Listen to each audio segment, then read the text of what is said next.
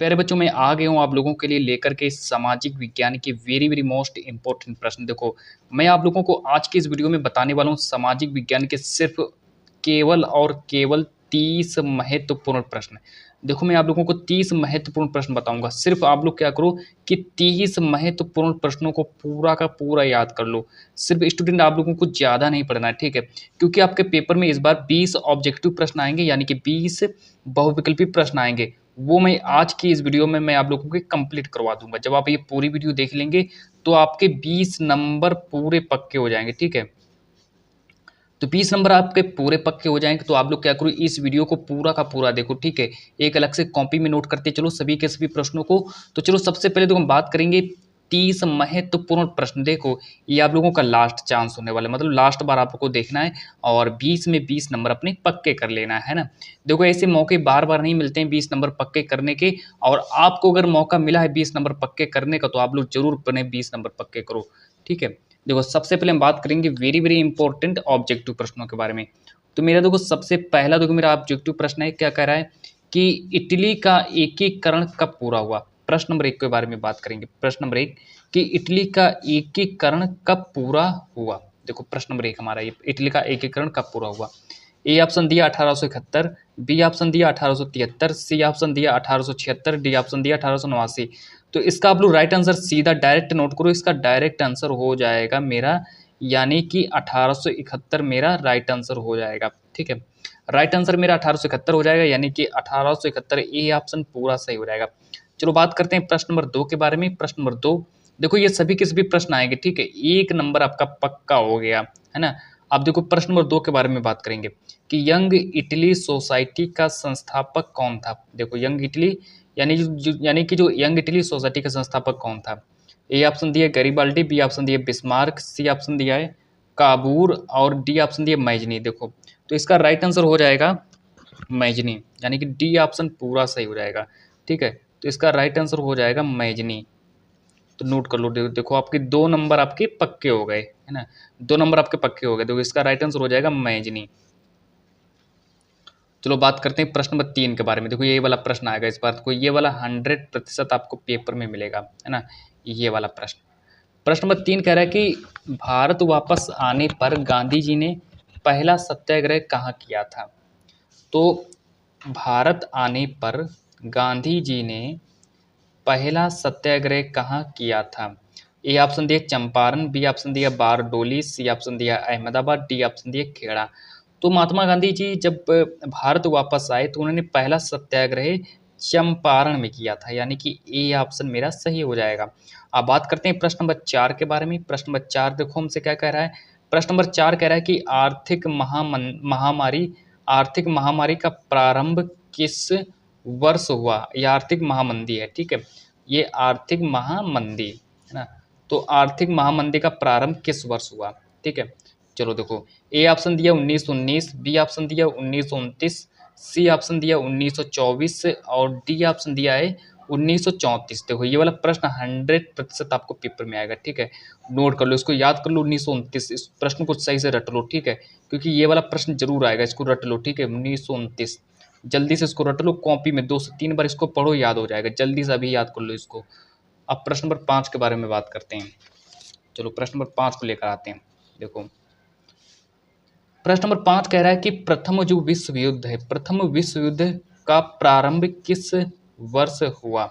A option दिया 1914, B option दिया 1919, C option दिया 1939 और डी ऑप्शन दिया 1942।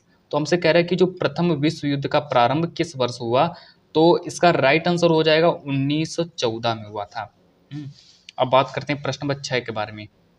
देखो, प्रश्न नंबर 6 को देखेंगे कि विश्व व्यापार संगठन की स्थापना कहाँ पर हुई थी। जो विश्व व्यापार संगठन है, विश्व व्यापार संगठन की स्थापना कहाँ पर हुई थी। तो ए ऑप्शन दिया न्यूयॉर्क में हुई, बी ऑप्शन दिया जिनेवा में हुई, सी ऑप्शन दिया वार्षिक गठन में हुई, डी ऑप्शन दिया ऑस्ट्रिया में हुई। तो विश्व व्यापार संगठन की स्थापना कहाँ पर हुई थी, तो इसका राइट आंसर हो जाएगा जिनेवा, यानी कि मेरा सी ऑप्शन पूरा सही हो जाएगा, ठीक है? जिनेवा। तो इसका राइट आंसर हो जाएगा जिनेवा में हुआ था। अब बात करते हैं प्रश्न नंबर 7 के बारे में। देखो, प्रश्न नंबर 7 यानी कि आपके 6 नंबर पूरे पक्के हो गए। अब प्रश्न नंबर 7 के बारे में बात करते हैं कि लेटेराइट मिट्टी किस राज्य में पाई जाती है? लेटराइट मिट्टी जो है किस राज्य में पाई जाती है? ए ऑप्शन दिया है राजस्थान में पाई जाती है, बी ऑप्शन दिया महाराष्ट्र में पाई जाती है, और यहाँ पर सी ऑप्शन दिया हिमाचल प्रदेश में पाई जाती है, डी ऑप्शन दिया उत्तर प्रदेश में पाई जाती है। हमसे पूछा गया है कि जो लेटराइट जो मिट्टी होती है ये किस राज्य में पाई जाती है? तो लेटराइट मिट्टी जो होती है ये महाराष्ट्र में पाई जाती है। ठीक है, इसको नोट कर लो। अब देखो अगला प्रश्न जो है ये वाला प्रश्न जरूर आएगा पेपर में, 101% पेपर में जरूर आएगा। ठीक है, ये पेपर आपको जरूर पेपर में मिलेगा, है ना। ये वाला जो प्रश्न है कि कपास की खेती के लिए कौन सी मिट्टी सही है, मतलब कपास की खेती के लिए कौन सी अच्छी मिट्टी मानी जाती है? तो इसका मैं डायरेक्ट आंसर आप लोगों को बता रहा हूँ, काली मिट्टी जो होती है ये कपास की खेती के लिए सबसे अच्छी मानी जाती है, यानी कि जो काली मिट्टी मेरा राइट आंसर हो जाएगा, यानी कि इसका जो बी ऑप्शन है पूरा सही हो जाएगा। और फिर इसके बाद हम आगे बात करते हैं प्रश्न नंबर जो मेरा 9, देखो प्रश्न नंबर 9। प्रश्न नंबर 9 जो है वेरी वेरी इंपॉर्टेंट प्रश्न है, ये भी बहुत ही ज़्यादा इंपॉर्टेंट प्रश्न है। प्रश्न नंबर 9 कह रहा है कि जो नेपोलियन बोनापार्ट की पराजय कब हुई? नेपोलियन बोनापार्ट की पराजय कब हुई थी? तो चलो इसके आंसर के बारे में बात करते हैं। पहले आप लोग क्या करो, इसका मुझे कमेंट में आंसर बता दो। सबसे पहले मुझे कमेंट में करके बताओ, फिर मैं इसका आंसर बताता हूँ। चलो कमेंट में कर दिया होगा आप लोगों ने। ए ऑप्शन दिया है 1814, बी ऑप्शन दिया 1815, सी ऑप्शन दिया 1816, डी ऑप्शन दिया 1817। तो इसका राइट आंसर हो जाएगा 1815। जो नेपोलियन बोनापार्टी की पराजय कब हुई? तो नेपोलियन बोनापार्टी की पराजय 1815 में हुई। अब प्रश्न नंबर 10 के बारे में बात करते हैं। प्रश्न नंबर 10 को देखेंगे कि ऑटोवन किस देश का निवासी था? जो ऑटोवन जो था ये किस देश का निवासी था? ए ऑप्शन दिया इटली का निवासी था, बी ऑप्शन दिया जर्मनी का निवासी था, सी ऑप्शन दिया फ्रांस का निवासी था, डी ऑप्शन दिया ब्रिटेन।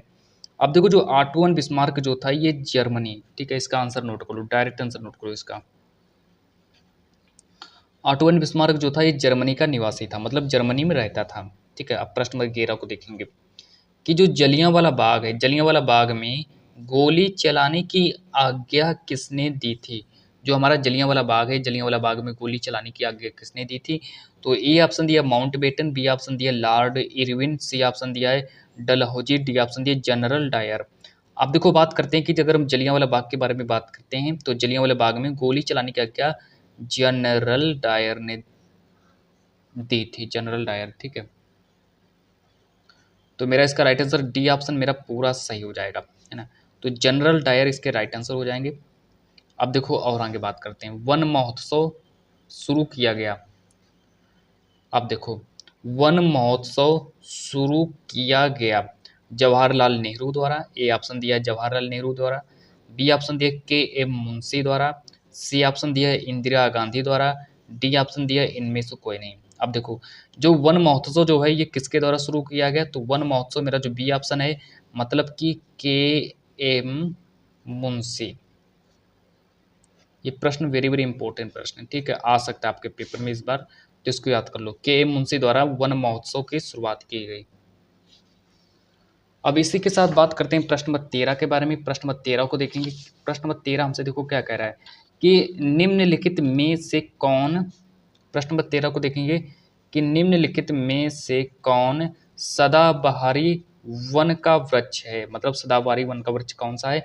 ए ऑप्शन दिया महोगनी, सी बी ऑप्शन दिया शीशम, डी ऑप्शन दिया अकेसिया, डी ऑप्शन दिया नीम। तो इसका मेरा राइट आंसर जो ए ऑप्शन जो है, ए ऑप्शन मेरा सही हो जाएगा, मतलब कि महोगनी। ठीक है, तो इसका राइट आंसर महोगनी हमारा सही हो जाएगा। कि निम्नलिखित में से कौन सदाबहारी वन का वृक्ष है? तो सदाबहारी वन वृक्ष होता है महोगनी, तो इसका ए ऑप्शन पूरा सही हो जाएगा। अब देखो बात करते हैं प्रश्न नंबर 14 के बारे में। प्रश्न नंबर 14 को देखेंगे क्या कह रहा है। प्रश्न नंबर 14 कह रहा है कि भारत में आजीविका का प्रमुख, भारत में आजीविका का प्रमुख स्रोत है। ठीक है, मतलब कि आजीविका का प्रमुख स्रोत क्या है भारत में, ये हमको बताना है। ए ऑप्शन दिया सेवाएं, बी ऑप्शन दिया कृषि, सी ऑप्शन दिया उपभोग, डी ऑप्शन दिया व्यापार। तो भारत में आजीविका का प्रमुख स्रोत क्या है? तो इसका मेरा बी ऑप्शन पूरा सही हो जाएगा, मतलब कि कृषि मेरा राइट आंसर हो जाएगा, है ना। तो भारत में आजीविका का प्रमुख स्रोत क्या माना जाता है? तो हमारा कृषि माना जाता है, तो इसको याद रखेंगे। फिर इसी के साथ बढ़ते हैं प्रश्न नंबर 15 की ओर। प्रश्न नंबर 15 में पूछा गया है कि जो हमारी रबी की जो फसलें होती हैं, रबी की फसलों को बोने का समय क्या है? ठीक है, ये हमको बताना है कि रबी की फसलों को बोने का समय क्या होता है, ए ऑप्शन दिया है अक्टूबर से दिसंबर तक, बी ऑप्शन दिया है जून से जुलाई तक, सी ऑप्शन दिया है मार्च से अप्रैल तक, डी ऑप्शन दिया अगस्त से सितंबर तक। आप देखो यहाँ पर पूछा गया है कि जो रबी की जो फसलें होती हैं इनको आप कब बोते हैं। तो ये प्रश्न नंबर 15 जो है ये आप लोगों का होमवर्क है ना। ये मैं आप लोगों को HW के रूप में देता हूँ, है ना। ये इस प्रश्न का आंसर आप लोग मुझे कमेंट में करके बताओ, ठीक है। इस प्रश्न का मतलब, ये प्रश्न मैंने आप लोगों के लिए HW के लिए मतलब कि होमवर्क में आपको दिया है ये प्रश्न, ठीक है। सभी बच्चे कमेंट में करके बताएंगे कि रबी की फसलों को कब बोते हैं। एक तरफ से सबको कमेंट में आंसर बताना है। चलो प्रश्न नंबर अगला देखते हैं। प्रश्न नंबर जब तक हम देखते हैं 16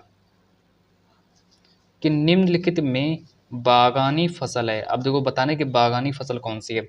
ए ऑप्शन दिया है, मतलब हम किसको बाग, जो हमारा जो बाग होता है, जैसे ये देखो बाग है, इस बाग में हम किस फसल को उगा सकते हैं। इस बागों में हम ना तो गेहूं को उगा सकते हैं, बागों में हम चाय की खेती नहीं कर सकते हैं, ठीक है। और ना तो हम बागों में चावल की खेती कर सकते हैं। प्रश्न में पूछा गया कि निम्नलिखित में से बागानी फसल है, तो हमारा राइट आंसर हो जाएगा चना। चना को हम बागों में बो सकते हैं, तो हमारा चना राइट आंसर हो जाएगा। फिर बात करते हैं प्रश्न नंबर 17 के बारे में। प्रश्न नंबर 17 कह रहा है कि भारत में सर्वाधिक रबड़ उत्पन्न करने वाला राज्य, मतलब कि किस राज्य में रबड़ सबसे ज़्यादा उत्पादित होती है। मतलब ऐसा कौन सा राज्य है जिस राज्य में रबड़ सबसे ज़्यादा पैदा होती है। ए ऑप्शन दिया तमिलनाडु, बी ऑप्शन दिया केरल, सी ऑप्शन दिया कर्नाटक, डी ऑप्शन दिया उड़ीसा। अब देखो सर्वाधिक रबड़ के बारे में बात करें तो मेरा केरल ऑप्शन सही हो जाएगा, यानी कि बी ऑप्शन मेरा पूरा सही हो जाएगा। फिर बात करते हैं प्रश्न नंबर 18 के बारे में। प्रश्न नंबर 18 देखो क्या कह रहा है। प्रश्न नंबर 18 कह रहा है कि झारखंड में स्थित जो कोडरमा, कोडरमा नाम आप लोगों ने सुना होगा, कि झारखंड में स्थित कोडरमा निम्न में से किस खनिज का अग्रणी उत्पादक है। ए ऑप्शन दिया बॉक्साइट का उत्पादक है, बी ऑप्शन दिया अभ्रक, और सी ऑप्शन दिया लौह अयस्क, और डी ऑप्शन दिया तांबा। चलो अब हम इसके आंसर के बारे में बात करते हैं। आप लोग इसका आंसर सीधा डायरेक्ट नोट कर लो, अभ्रक। इसका सीधा डायरेक्ट आंसर हो जाएगा अभ्रक, यानी कि जो मेरा बी ऑप्शन है पूरा मेरा सही ऑप्शन हो जाएगा। प्रश्न नंबर 19 के बारे में देखेंगे कि प्रश्न नंबर 19 हमसे देखो क्या कह रहा है। प्रश्न नंबर 19 कह रहा है कि बॉक्साइट अयस्क है, बॉक्साइट अयस्क कौन सा है। ए ऑप्शन दिया सीसा, बी ऑप्शन दिया जस्ता, और सी ऑप्शन दिया तांबा, डी ऑप्शन दिया एल्यूमिनियम। मतलब कि बॉक्साइट, बॉक्साइट का कौन सा अयस्क माना जाता है। तो सीसा भी नहीं हो सकता है, जस्ता भी नहीं है, ना तो तांबा है, तो मेरा राइट आंसर हो जाएगा एल्यूमिनियम। तो मेरा एल्यूमिनियम इसका पूरा राइट आंसर हो जाएगा। देखो अब हम आगे बात करते हैं प्रश्न नंबर 20 के बारे में, ठीक है। प्रश्न नंबर 20 की ओर आ चुके हैं और प्रश्न नंबर 20 के बारे में बात करते हैं कि सूती वस्त्र उद्योग संबंधित है। प्रश्न नंबर 20 को देखेंगे कि सूती वस्त्र उद्योग संबंधित है। ए ऑप्शन दिया कृषि से संबंधित है, बी ऑप्शन दिया बागवानी से संबंधित है, सी ऑप्शन दिया वृक्षारोपण से संबंधित है, डी ऑप्शन दिया खनन से संबंधित है। जो मेरा सूती वस्त्र उद्योग जो है किससे संबंधित है, तो इसका मेरा ए ऑप्शन मेरा पूरा सही हो जाएगा, मतलब कृषि से संबंधित है, कृषि, है ना। तो इसका ए ऑप्शन पूरा सही हो जाएगा, ए ऑप्शन को नोट करेंगे।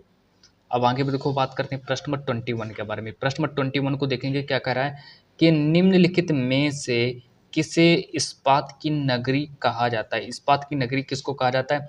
ए ऑप्शन दिया भिलाई, बी ऑप्शन दिया जमशेदपुर, सी ऑप्शन दिया बोकारो, और डी ऑप्शन दिया राउरकेला, है ना। देखो चार ऑप्शन है, बहुत कठिन कठिन ऑप्शन है, लेकिन इसका राइट आंसर जो हो जाएगा जमशेदपुर। जमशेदपुर इसका राइट आंसर हो जाएगा। प्रश्न नंबर 22 के बारे में बात करते हैं। प्रश्न नंबर 22 को देखेंगे क्या कह रहा है। प्रश्न नंबर 22 हमसे कह रहा है कि पूर्वोत्तर रेलवे का मुख्यालय कहाँ है। ए ऑप्शन दिया हुबली, और बी ऑप्शन दिया गोरखपुर, सी ऑप्शन दिया कोलकाता, डी ऑप्शन दिया मालेगांव। अब देखो इसका राइट आंसर हो जाएगा बी ऑप्शन जो है मेरा पूरा राइट आंसर हो जाएगा, मतलब गोरखपुर इसका राइट आंसर हो जाएगा। फिर बात करते हैं प्रश्न नंबर 23 के बारे में। देखो सभी के सभी प्रश्नों को नोट करते चलिए। प्रश्न नंबर 23 के बारे में बात करते हैं कि धर्मनिरपेक्ष राज्य में क्या होता है। ए ऑप्शन दिया धर्म का कोई स्थान नहीं है, बी ऑप्शन दिया है एक राष्ट्र एक धर्म में विश्वास, सी ऑप्शन दिया केवल बहुसंख्यक वर्ग के धर्म की मान्यता, और डी ऑप्शन दिया सभी धर्मों को समान समझना। तो इसका मेरा डी ऑप्शन है पूरा सही हो जाएगा, मतलब कि सभी धर्मों को समान समझना है। इसको नोट कर लो, ठीक है, कॉपी में इसको नोट करो, डी नंबर को। डी नंबर मेरा पूरा राइट आंसर हो जाएगा। तो इसी के बाद हम आगे साथ साथ में आगे बात करते हैं प्रश्न नंबर 24 के बारे में। देखो प्रश्न नंबर 24 को देखेंगे कि प्रश्न नंबर 24 हमसे देखो क्या कह रहा है कि लोकतंत्र में सबसे महत्वपूर्ण संस्था क्या है। ए ऑप्शन दिया राजनीतिक दल, बी ऑप्शन दिया नौकरशाही, सी ऑप्शन दिया समाचार पत्र और डी ऑप्शन दिया स्वयं सहायता समूह। तो लोकतंत्र में सबसे महत्वपूर्ण संस्था कौन सी है ना। तो इसका जो राइट आंसर हो जाएगा ए ऑप्शन पूरा सही हो जाएगा, मतलब कि राजनीतिक दल। इसको नोट करो कॉपी में, राजनीतिक दल को कॉपी में नोट करेंगे। और फिर इसी के साथ बात करते हैं प्रश्न नंबर 25 के बारे में। प्रश्न नंबर 25 देखो हमसे क्या कह रहा है। प्रश्न नंबर 25 कह रहा है कि निम्नलिखित में कौन सा राजनीतिक दल राष्ट्रीय पार्टी नहीं है। हमसे पूछा गया कि निम्नलिखित में से कौन सा राजनीतिक दल राष्ट्रीय पार्टी नहीं है। चलो इसका मैं आप लोगों को डायरेक्ट आंसर नहीं बताऊंगा। सबसे पहले हम इसमें 4 ऑप्शन आपको बता रहे हैं।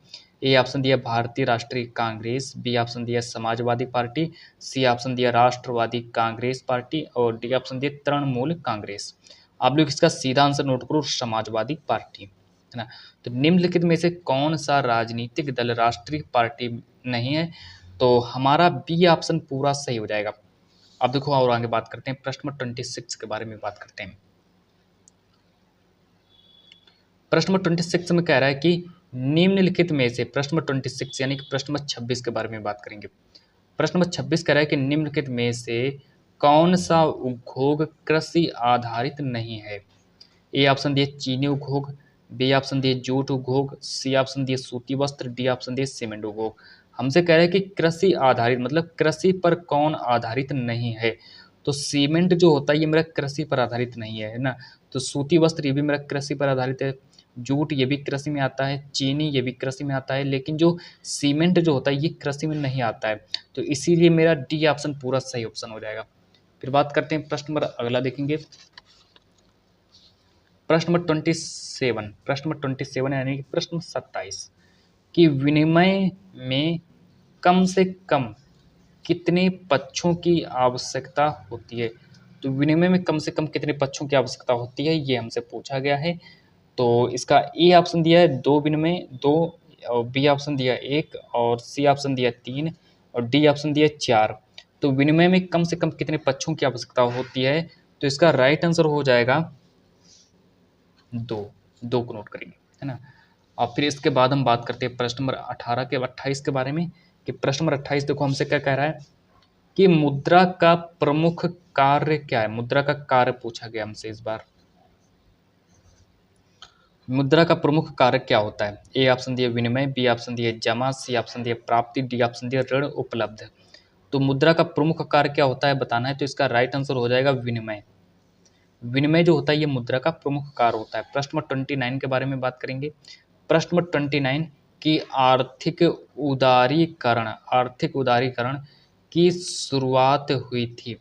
ए ऑप्शन दिए वर्ष 1991, बी ऑप्शन दिए वर्ष 1995, सी ऑप्शन दिए वर्ष 1989, डी ऑप्शन दिए वर्ष 1990। तो अगर हम बात करें आर्थिक उदारीकरण की शुरुआत कब हुई, तो 1991 में शुरुआत हुई थी।